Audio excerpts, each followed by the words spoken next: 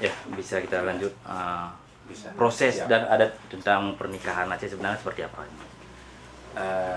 Orang Aceh pada tahap pertamanya ingin mencari seorang jodoh, istri, untuk sebagai pendamping hidupnya harus mempunyai tahap-tahap yang harus dilalui.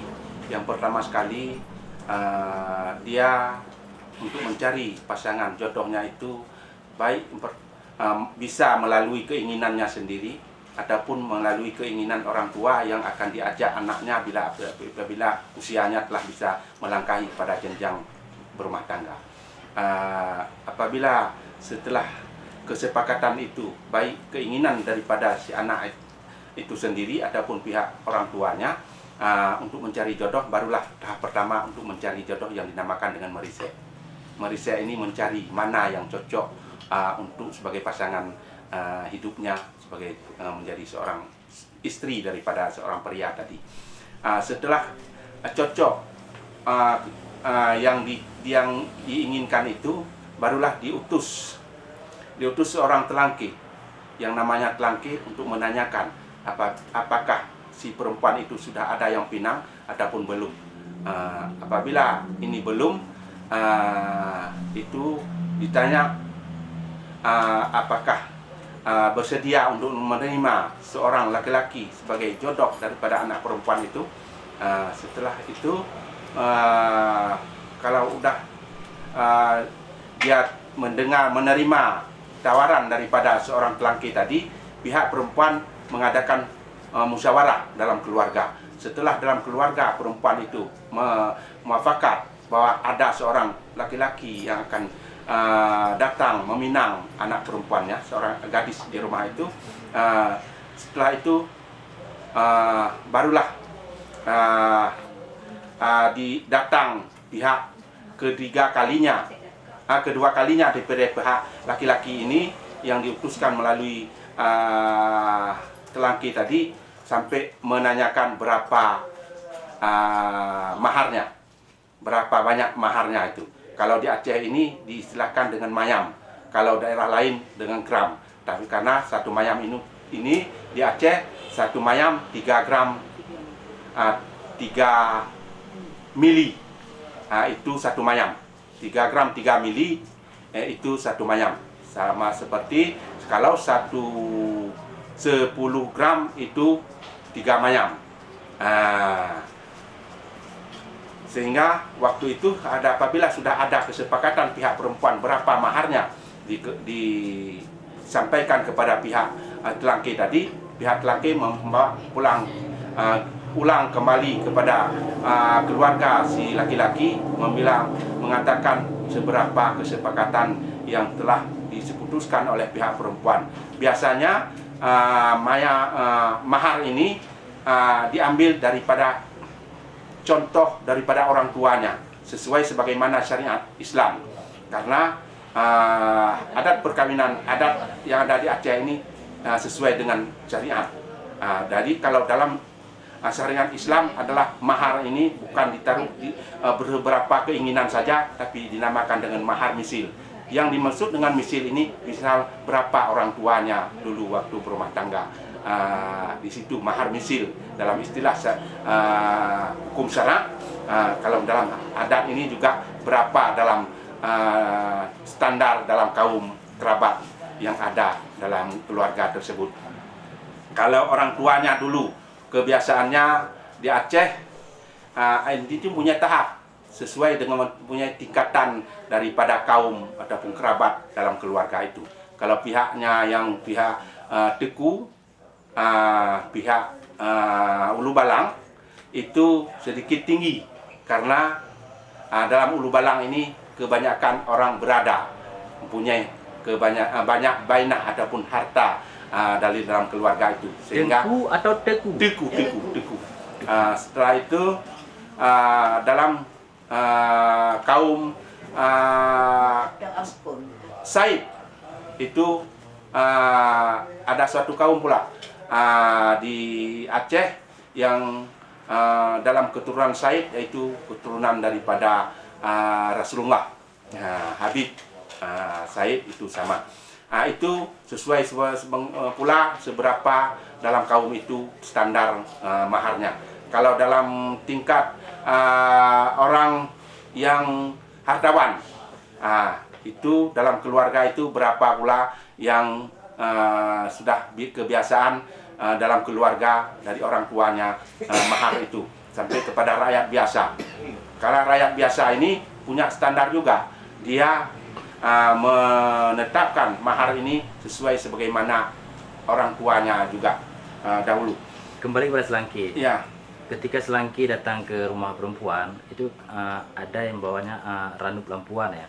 Itu sebenarnya memang diharuskan atau sebenarnya ada, atau itu cuma sebagai simbol apa sebenarnya? Waktu selangki datang pertama untuk menanyakan pihak keluarga perempuan pada orang tua daripada si gadis tadi, waktu itu setelah ada kesepakatan baru datang pihak keluarga si laki-laki ini untuk membawa tanda jadinya. Sebahagian daripada mahar ini dibawa untuk sebagai tanda jadi dia meminang seorang perempuan itu. Waktu itu bukan emas yang hanya dibungkus dengan kertas atau dalam dompet saja, tapi dia harus melalui dengan adat istiadat yang ada itu punya dengan bungkusannya itu yang dihias melalui sirih dalam tempat sirihnya itu yang dinamakan dengan kara ataupun puan jerana. Sehingga dibungkuslah emas itu dan yang didahulukan dalam tempat itu dengan sirih yang sudah dihias dan ditaburkan dengan bunga. Di situ pula ada suatu makna daripada mempunyai filosofis. Karena kenapa harus sirih? Karena sirih ini dalam istilah filosofis orang Aceh, sirih ini ibarat komunikasi. Ranum itu, sirih itu ibarat lidah. Sebagai suatu alat komunikasi. Makanya sebagai alat komunikasi untuk menyampaikan suatu pertanda dia sudah jadi menikah itu harus dibungkus emas itu dengan sirih. Berapa banyak emas yang harus dibungkus? Kalau dalam dibungkus itu sesuai dengan sebagaimana kesepakatan maharnya. Kebanyakan dari pihak teku ini paling standarnya itu satu bungkal emas, itu 16 mayam. Tapi yang dibawa waktu tanda itu paling bawah itu 2 mayam. Bisa jadi 4, bisa jadi 5. Tapi yang dibawa pertama adalah sebanyak 2 mayam sebagai tanda jadinya. Kenapa? Karena waktu dibawa tanda itu, tanda jadi, ada suatu hukum adatnya. Hukum adat waktu mengantar emas sebagai tanda itu ada suatu perjanjian. Apabila pihak si laki-laki nanti menyeleweng ataupun nampak tidak jadi melanjutkan, emas yang dibawa itu hilang, hangus, tidak diminta pulang lagi. Kalau diminta pun tidak dikembalikan karena dia tidak telah mundur dalam melanjutkan perkawinannya. Apabila memang ada suatu tanda-tanda nampak daripada pihak perempuan itu ada suatu kejanggalan ataupun kesalahan yang menurut dalam pandangan umum. Kalau pihak perempuan juga tidak mau melanjutkan pertunangannya itu ada suatu sanksi, yaitu harus dikembalikan. Kalau 2 manyam uang emas yang 2 manyam itu dikembalikan dan harus ditambah dengan 2 manyam lagi. Jadi 4. Karena dalam istilah hadis maja ataupun petuah orang tua Aceh mengatakan menyoglak bagam hanapu tanyong. Tidak minta tanya kembali kemana emas saya. Tapi kalau dia karaglak ba inong sianu 2, harus 1 harus kembalikan 2. Kalau 2 mayam dibawa harus dikembalikan 4. Karena kita telah menolak pindangan daripada seorang laki-laki. Dalam masa pertunangan kebanyakan berapa lama jangka waktunya?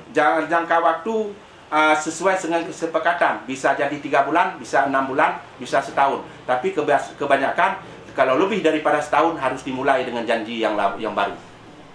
Dia janji dalam tunangan itu setahun.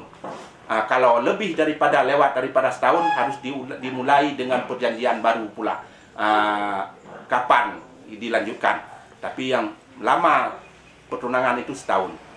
Apabila lewat setahun harus dimulai dengan janji baru, diperbarui perjanjiannya.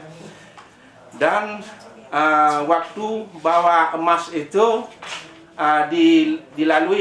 melalui antar mas Pekong Haba itu yang ditemani, bersama-sama dengan pemerintah kampung, kecil, tuha pet dan tuku imam. Imam kampung yang menemani mengantarkan mas itu bersama dengan telangki dan didampingi oleh sanak keluarga daripada pihak si laki-laki tadi. Yang penting ada pemerintah kampung, aparat kampung bersama, karena nanti apabila ada suatu kekeliruan ataupun perjanjiannya yang akan nanti tidak sesuai lagi, ada yang bertanggung jawab. Jadi karena ada pihak pemerintah kampung bersama dengan waktu antar Pekong Haba itu. Oke, setelah selesai dengan penangan, waktunya tepat, dulu mereka lanjutkan ke jenjang resepsi pernikahan. Ya. Setelah cara daripada Lintu itu sendiri seperti apa? Setelah tahapan tunangan itu sudah selesai. Setelah tunangan itu sudah selesai sampai pada tahap hari H yang telah dijanjikan. Karena waktu antar mas tadi, Pekong Haba disitulah diputuskan hari apa, bulan apa, tanggal berapa hari H nikah dan hari H-nya waktu antar lintu ataupun pesta perkawinannya. Setelah tahapan-tahapan itu dilalui sampai pada hari pernikahan, karena kebiasaan hari nikah ini dia diawali 2 hari ataupun seminggu lebih awal. Ada juga yang pada hari antar lintu itu, hari itu pula dilanjutkan pernikahan. Itu sesuai dengan kesepakatan, dan kebanyakan tidak diawali dengan nikah dulu, apakah seminggu ataupun 2 hari sebelum hari H-nya. Dalam antar lintu sebenarnya ketika proses pernikahan itu duluan mana kegiatannya? Apakah duluan acara rumah perempuan atau rumah dara baru? Itu aturannya seperti apa sebenarnya? Kalau usai nikah mereka? Setelah mereka melaksanakan nikah, karena nikahnya adalah di tempat perempuan, di mana perempuan itu tinggal di situ, baik nikahnya di masjid ataupun di rumah ataupun di kantor KUA. Yang penting di kampung di mana tinggal si perempuan itu. Waktu antar lintu hari pestanya adalah yang harus diawali di rumah perempuan dulu, karena dengan istilahnya intat lintu, intat mempelai pria ini ke rumah perempuan si dara baru tadi. Yang pertama intat lintu, setelah itu baru antar balik si dara baru ke rumah lintu. Itu sesuai dengan kesepakatan. Kebiasaannya selang 1 hari, bisa jadi selang 1 minggu. Tapi dalam antar lintu, dalam proses pernikahan ini kan bahwa lintu dianggap sebagai raja dalam sehari. Sebenarnya filosofinya apa yang dimaksud dengan raja dalam sehari itu? Kenapa? Antar lintu ini di adat Aceh adalah untuk memakaikan pakaian adat Aceh. Ini adalah suatu yang apabila tidak diadakan acara ini, biasanya ada suatu datang penyesalan di kemudian hari. Bisa jadi setelah dia menanjak sudah berkeluarga nanti, ataupun dia apabila sudah ada anak keturunannya, biasanya ditanya waktu ayah sama mama dulu kawin, mana fotonya, sehingga anak ini merasa bertanya-tanya bagaimana prosesnya orang tua saya waktu perkawinan dulu.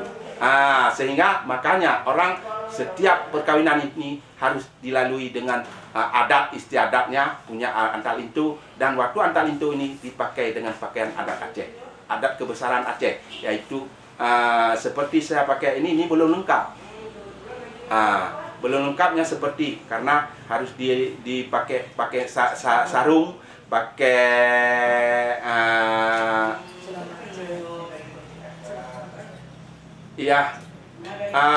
pakai celananya yang pakai pakaian adat. Ini kenapa? Karena kita manusia ini punya hak asasi. Hak asasi ini setiap orang bisa saja dia merasakan apa yang dirasakan oleh orang yaitu oleh para pejabat lah kita katakan, oleh orang penguasa. Dia bisa juga harus bisa juga merasakan walaupun hanya satu hari. Bagaimana rasanya menjadi seorang raja. Begitulah kalau seorang raja ini adalah orang yang dikawal, dijaga apa yang kekurangannya. Dan Dalam untuk pakaian adat Lintu, dalam apa saja yang digunakan? pakaian adat itu harus ada, dia pakai baju adat Aceh, pakai satu setel dengan celananya dan pakai kopiah mengetuk, karena itu pakaian adat raja, dan pakai rencong, pakai sarung tadi karena itu ada Aceh, karena kita duduk begini di hadapan orang, karena disaksikan oleh orang-orang perempuan dikelilingi kita, sehingga jangan nampak paha kita bulat ini, sehingga ada anunya, tata keramanya, karena kita sesuai dengan syariat Islam.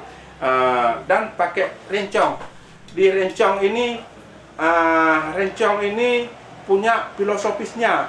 Rencong ini adalah suatu alat kebanggaan bagi orang Aceh, karena rencong ini terbuat dari matanya dari besi, ada yang dari kuningan, ada yang dicampur dengan emas. Begitu juga untuk sarungnya dan yang dibalut dengan emas.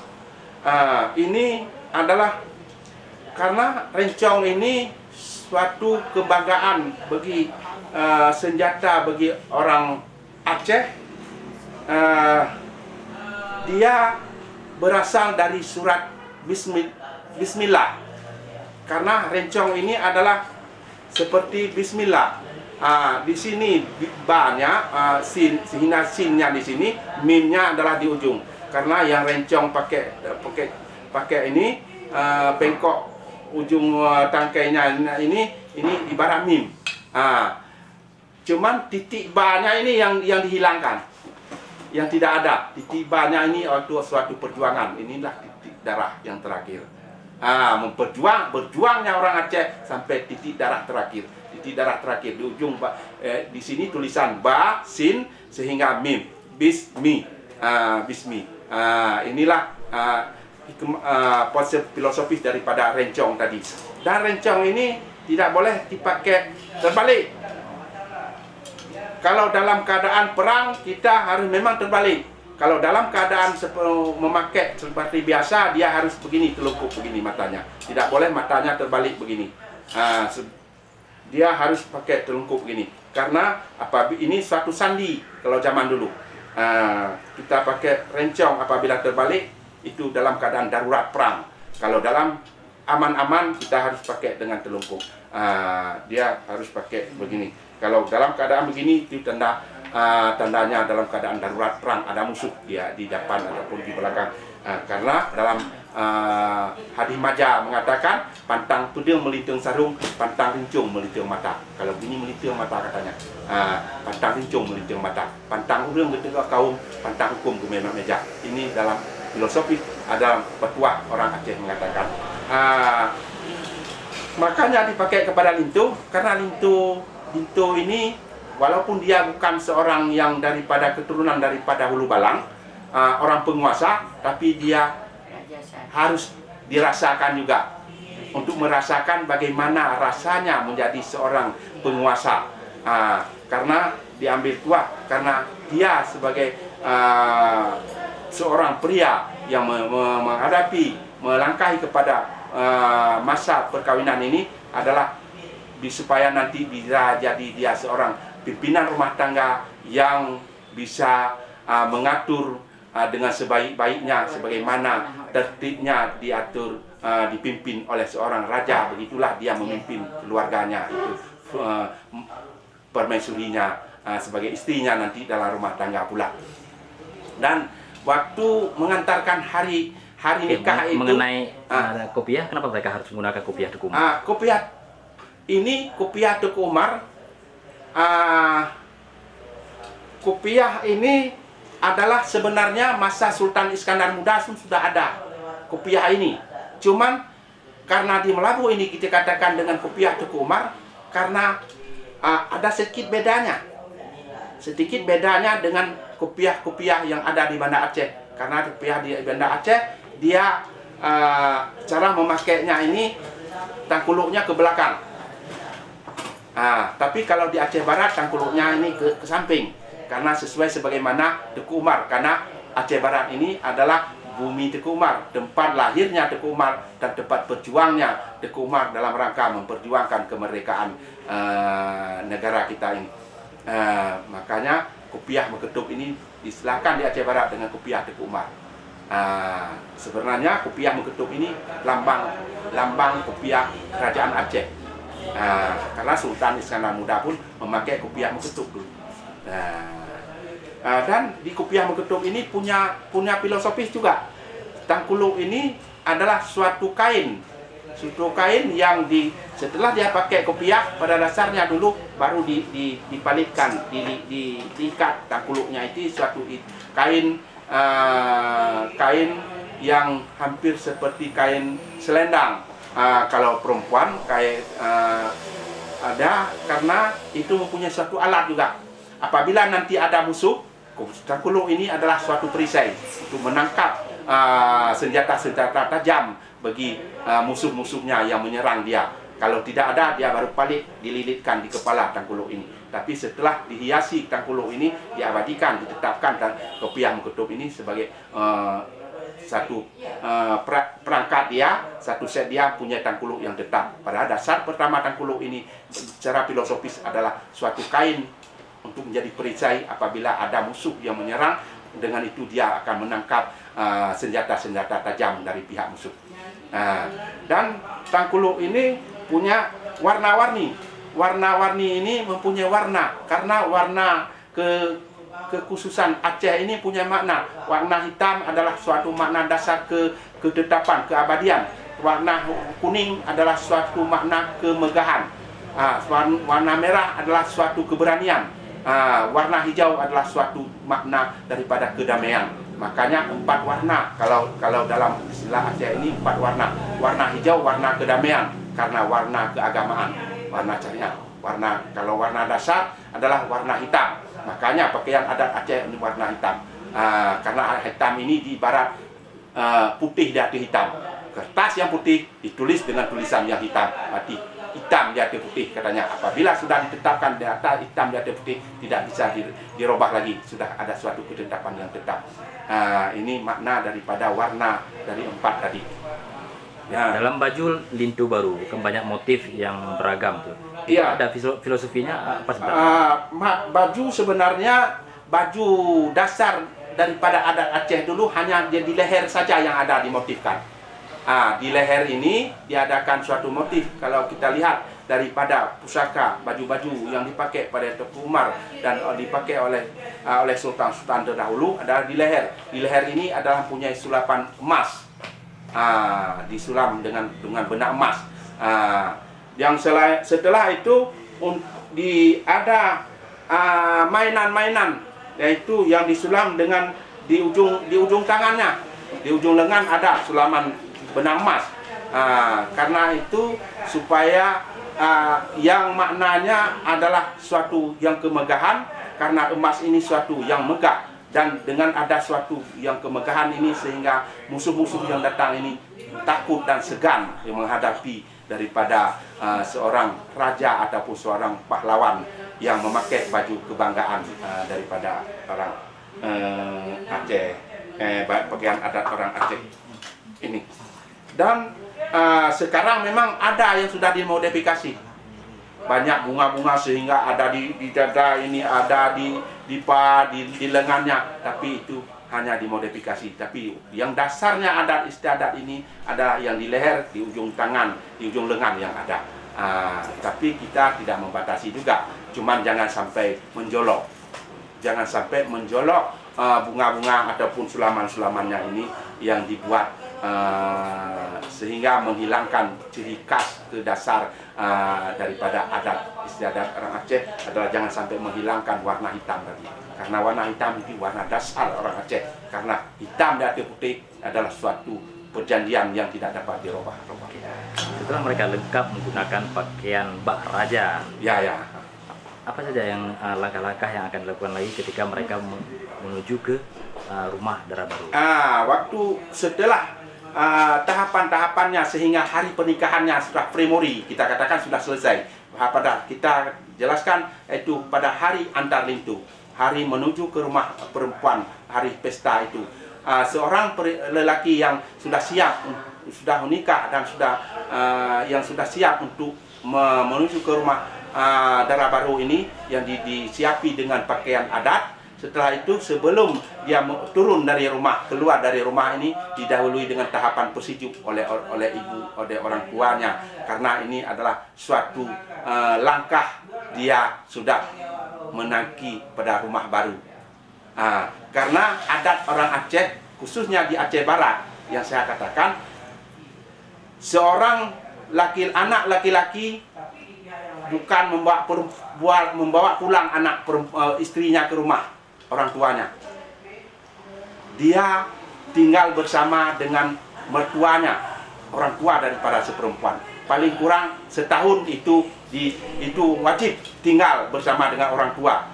Dan orang tua si perempuan pun dengan menantunya yang suami daripada anaknya itu setahun itu biasanya tidak dibolehkan untuk membawa belanja.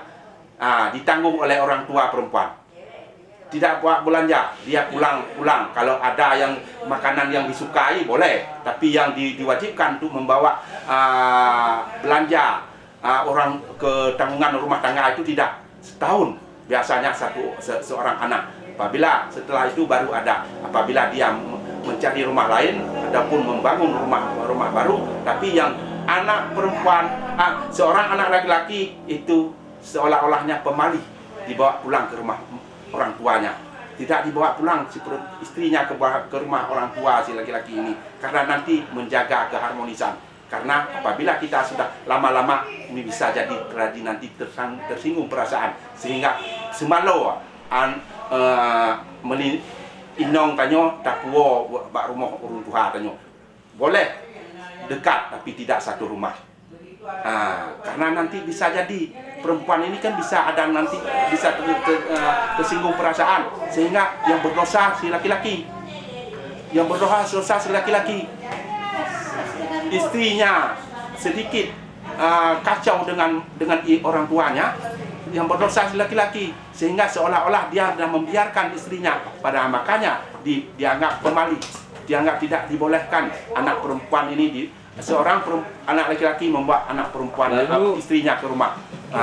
Lalu dari mana mereka bisa mendapatkan uang makan minumnya ketika 1 tahun di rumah mertuanya? Makanya tadi orang tua dari si perempuan, apabila dia tidak sanggup membiayai menantunya sampai 1 tahun, 1 orang anak, dia sudah duluan mengatakan dia tidak meminta maharnya banyak-banyak. Dengan tidak diminta maharnya banyak-banyak, berarti dia sudah bisa kita kategorikan dia orang tidak berada, tidak mampu. Dengan tidak mampu ini sudah tahu si laki-laki ini mertua saya ini kurang mampu, maka dia meminta maharnya banyak-banyak. Berarti kewajiban rumah tangga saya harus saya tanggung nanti. Disinilah apabila kita tidak mampu membiayai menantu kita sampai 1 tahun, berarti kita tidak boleh membuat maharnya banyak-banyak. Dengan tidak dipanggil, disebut maharnya tidak banyak, berarti si laki-laki ini harus tahu yang bahwa biaya untuk belanja setelah dia berumah tangga, dia tanggung sendiri. Dia membantu mertuanya, bukan pula dia tahu dia asing-asing masak, tidak. Apakah dia membantu mertuanya dalam itu. Apakah penuo itu sebagai bahan untuk 1 tahun mereka? Tidak, bukan. Yang penuo ini adalah suatu pakaian yang dibawa pulang 1 setel, 2 setel, 3 setel menurut kemampuannya. untuk membawa pulang waktu antar lintu. Karena waktu antar lintu ini adalah bawa penuo, bawa bawaan pakaian, sejak daripada rambut sampai ke kaki, sejak daripada sandal sampai ke penutup kepala, yang dibawa pulang oleh laki-laki dalam bungkusan pada hari antar lintu itu. Kita akan